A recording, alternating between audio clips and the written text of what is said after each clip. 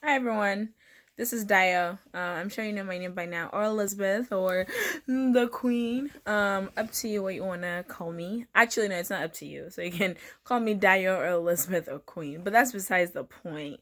But I just want to quickly make this video to just kind of like share about something we talked about at the end of Sunday school today. So we talked about how do you keep on having faith when it seems like God is answering everybody else but you.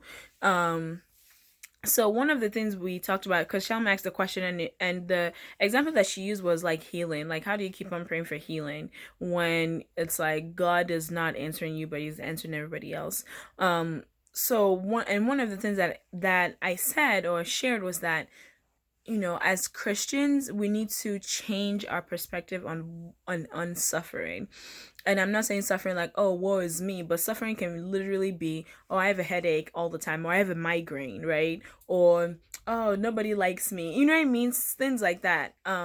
Because it's like our perspective on what suffering is, or what suffering should be or should not be, really affects whatever it is we're actually suffering, if that makes sense. So if you think that, oh, as a Christian, I'm not supposed to be sick, but then you're sick, or, as a Christian, I'm not supposed to be brokenhearted, but then you're brokenhearted, that, you thinking I'm not supposed to be sick or I'm not supposed to be brokenhearted actually affects the sickness and the brokenheartedness. So I do want to encourage us to have a godly and a biblical view of suffering, in the sense that suffering is going to happen to anyone, right? So, and then we also talked to, and suffering is going to happen to anyone, because I think it's human to suffer. And I'm not saying that you should pray for suffering, because nobody wants to suffer.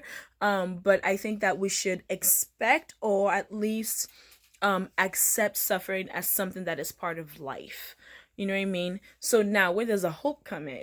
Where does the hope come in? Yeah, I think that's grammatically correct. So hope comes in when we look at Jesus, right? So Jesus, when he was hanging on the cross, knew that there was a purpose for it, right? There was it knew that we had to be reconciled back to God, and it was because of that that it was able to stay on it. Even though when even when he cried out, my God, why have you forsaken me?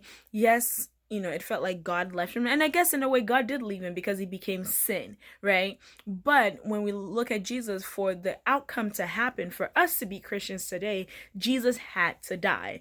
And the thing is, Jesus endured. So it's like, sometimes when we're going through hard times, we may think, okay, what is this for? We may not know what it's for, but I want to encourage us to keep looking at Jesus, right? The Bible says that Jesus is the author and perfecter of our faith. So when we look at Jesus, I think it will make suffering a little bit easier, because if Jesus, I mean, you haven't been crucified. And I'm not trying to undermine what it is that you're going through, because trust me, I'm a therapist, and I know that whatever it is you're going through is important, and it hurts and it sucks, right?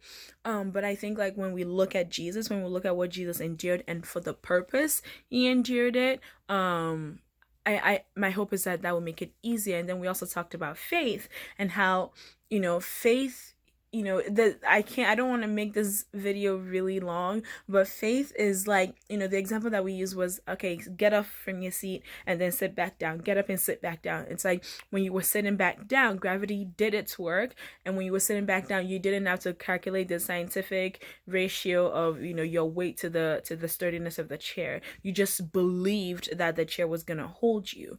And I think, that's the most basic definition of what faith is, just believing that there is something there that will hold you. And as Christians, that thing that will hold us, or that person who will hold us, is Jesus. So I do want to encourage us to really think about that. And like, kind of like, one of the biggest points for me during our Sunday school today was that Jesus will never turn you away. So whatever it is that you're going through, Jesus will never turn you away. And like, even though the suffering, or like the pain, the heartache, whatever it is, may be really, really hard to deal with in the present moment, and I get it, I really, really do, I really get it.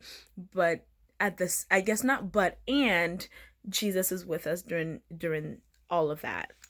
So I just wanted to make that video to really share. And I hope this somehow blesses somebody. I don't know. But yeah, so if you want to talk more about this, let me know and we can discuss more on it. Thank you for listening. Bye.